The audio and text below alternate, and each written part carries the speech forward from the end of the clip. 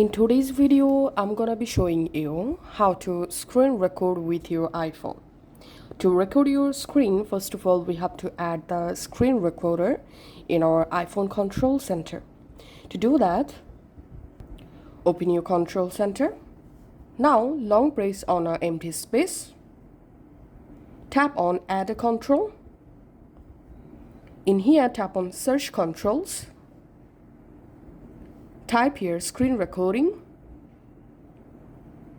and here you will find the screen recording control. Just add the screen recording control to your control center. Now long press on this screen recording icon, and here if you want to record your iPhone screen with your microphone audio, just enable this microphone option.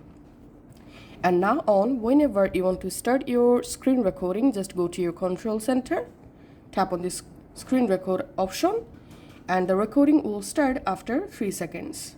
And this red sign means your screen is now recording. And now to stop recording, you can just tap on this red time, or you can open your control center, tap on stop, and your screen recording will be saved to your Photos app just like this. Thanks for watching.